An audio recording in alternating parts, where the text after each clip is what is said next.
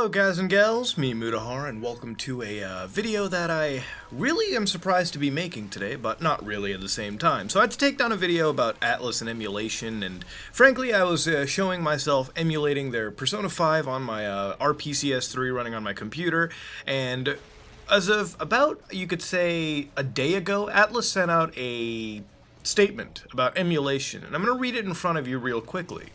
You might have heard today that we issued a DMCA takedown notice involving emulation developer group RPCS3 in their Patreon page. Yes, it's true, we settled upon this action for two reasons. We believe that our fans best experience our titles like Persona 5 on the actual platforms for which they are developed. We don't want their first experiences to be frame rate drops, or crashes, or other issues that can crop up in emulation that we have not personally overseen. We understand that many Persona fans would love to see a PC version, and while we don't have anything to announce today, we are listening. For now, the best way to experience Persona 5 is on PlayStation 4 and PlayStation 3. We appreciate the awareness generated by the emulation community for Persona 5, and know that it is a fantastic example of how much people are loving our game. We want to keep bringing you titles like Persona 5, unfortunately when our content is illegally circumvented and potentially made available for free in a format we do not think delivers the experience and quality we intend, it undermines our ability to do so by diverting potential support with new audiences. We want to continue having a dialogue about where and how you would like to play our games. Please let us know and what you think. Of course, I haven't left a reply, and I don't think many other people have, but the situation here that presents itself is they actually sent out a DMCA takedown notice on a emulator software that they don't really have any DMCA claims over. For those of you who don't notice, RPC emulation for itself is an illegal gray area. Alright, it's not illegal in of itself, but obviously running illicit backup ROMs, games you download off the internet, is where you hit that legal issue. Though, on this station, at least, RPCS3, if any DMCA issues, if any legality is to be broken, it is entirely fallen upon Sony to chase and take care of that in any way, shape, or form. If Sony personally believes they can win a lawsuit against RPCS3, or if they really want to be shoved down and destroy this emulator, they're the ones who really have the legal right to go to. Persona 5 is but a game that's only emulated on the RPCS3 engine. Now, you can't take out Persona 5 from being emulated. Because of the open source nature of the project, the developer said that you can't really get rid of the game, blacklisting the game, it doesn't make any sense. Any change they make could be easily reverted, and because Persona 5 is one of the most popular examples of games being played on RPCS3, it's going to be one that people are going to hold high on their shoulders and claim that this is something they're keeping. Now, RPCS3 is going through some improvements right now. For example, with certain games like Demon's Souls are actually pushing the game's resolution to something like 1440p, so it's not too far off to the point where Persona 5 is going to be best played on the PC in terms of resolution, and potentially through frame rates and everything as well too, since a lot of transparency issues, key issues that I experienced when I was playing through the game on the build of RPCS3 I had were actually fixed relatively close to the time they actually got hit with the DMCA strike. So what does it mean to be hit with a DMCA strike? In this case's instance, a lot of the money that was made for the RPCS3 project was actually through Patreon. Now, for those of you who don't know what Patreon is a service where a lot of artists, a lot of people who are working in niche fields can basically set up a crowdfunding section for themselves. So every month or every per project on a per project basis, you can make some form of money out of your work online. And it does help for people who are struggling to make ends meet just using the current advertisement systems in any way, shape, or form. My whole stance towards it has changed for a lot of smaller content creators or content creators out there that are working in incredibly niche sections of the market. For some people, they need it. And I assume for the people who are putting hundreds and hundreds of their own hours into RPCS3 to get an emulation software for the PlayStation 3 running in the state that it has, whatever money that gets thrown their way, it is a sign of goodwill, good gesture, and it's ultimately adoration by the community themselves. And it's a good thing to see it, and I hope at the end of the day the people who are working on CEMU or Xenia get the same form of love and support as well, provided they give the same form of love and support towards their own project as well. So to be given a DMCA strike can potentially put the project on a bit of jeopardy. If you, God forbid, they went out of their way to put cease and desist out there, which would then have to go to court to gauge the validity of, say, a cease and desist, and that would start a whole big issue. If this was a legal battle, I can almost assure you RPCS3 would lose, because being Atlus and Sega, the companies that have the money and the capital to throw around, this case would simply choke out the poorer party in the case, and frankly, they would win just by a battle of attrition.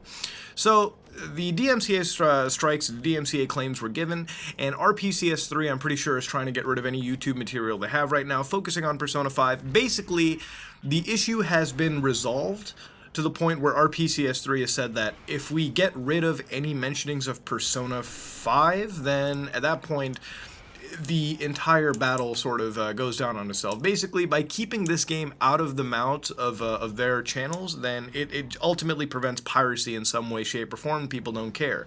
Going to the RPCS3 website, you can actually see that they're only mentioning things like Red Dead Redemption, Ni no Kunai, which is actually playable for some reason, which really does surprise me. In fact, if you think about it, you got a lot of other games you can play around: Soul Calibur 4, Skate 3, Ni no Kunai, Kingdom Hearts 1.5, 2.5 HD Remix, and something called Rune Factory, which is a game that I have never ever played on my own, but I definitely want to try it later. Anyways, though, back to the point of the story. They have other games to mention, but the main game that they were really pushing out, or what really put them on the map, was Persona 5, games like Catherine.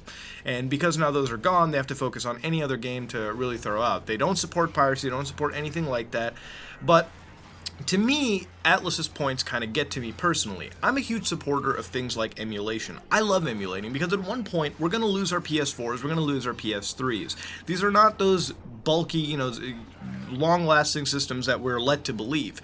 They will die out, and they will die out at one point. But games don't die out. 20 years from now, if we're going to have this discussion, this wouldn't be that big of a deal. Persona 8, 9, whatever would have come out. Persona 5 would have been an old game. People would have been downloading the ROM and playing it on a daily basis 20 years from now anyways. It would be like SNES games, NES games are nowadays. Tiny little files, you download them, you play them, and while it's not legal per se, it's almost a different aspect when you look at it from a time perspective. Over on this side, 20 years from now, it wouldn't be that big of an issue. The only reason it is a big issue nowadays is because obviously the project in of itself, the game Persona 5, has just recently come out, and they're still trying to profit off of it. I don't support piracy in any way, but I do support things such as emulation. It keeps a project alive. And for me, it's almost weird seeing Atlus mention piracy, because if you were to torrent a copy of Persona 5 for the PlayStation 3, if you had a custom firmware PlayStation 3, which is a lot cheaper to get than a PC that's going to run PS3 games, you can easily perform piracy and play the game on a modded PlayStation 3, experiencing it the same way Atlus wanted you to, with some minor modifications if you really wanted to. That's the part that really, really irks me about the situation. It almost seems as Atlus has sort of forgotten that their games can be modified and played illegally regardless of whatever platform you go onto. And alongside that, people who are experiencing issues emulating a game like this on their PC already know that from ahead of time. So, in a way, just by using common sense, both of these arguments kind of shoot themselves in the face. This isn't the first time I've seen Atlus do something like this. The streaming restrictions were weird because at the same time, when you release a game in Europe or when you release a game in Japan first and people get to see the whole gameplay, whole storyline early ahead of time, why does it make a difference when the game is released on the English side of the world? Are we too different? Is a language going to prevent spoilers from showing up for certain people? It's a weird situation that they put themselves in. By no means do I not like Persona 5. Persona 5 has been one of my favorite games of this year, and that opinion doesn't change. One company doing really stupid things doesn't change my opinion. I like the gameplay of Metal Gear Solid 5, hated the politics of Konami. I do not like the politics of Atlus. I don't like them stringently going after this kind of stuff and really spreading their dick into territories that they don't really have a legal right in. If anybody has any issues with RPCS3 and wants to put them down, it should be Sony Computer Entertainment America. If anything, it's their right being infringed. If you're getting into any private files on the PlayStation 3, it's them that should be chasing them down. And so far, it seems that Sony, in of itself, isn't hunting them down crazy. Who knows? Maybe as soon as I upload the video, Sony's going to start legal proceedings, or maybe it'll happen a month from now, a year from now, whenever that may be. But this is a legal gray area, and to see Atlus sort of give strikes and almost choke the livelihood to an extent out of some of the developers working on this is kind of shady in my opinion, and I think in one case I can say that Atlus is definitely fucked up over here to an extent. While they gave a interesting mention about why they're not against this kind of stuff, why they don't want to see their games emulated, there are points that can easily be debunked. But that being said, I want to end this video with just asking you guys what you think about Atlus's decision over here.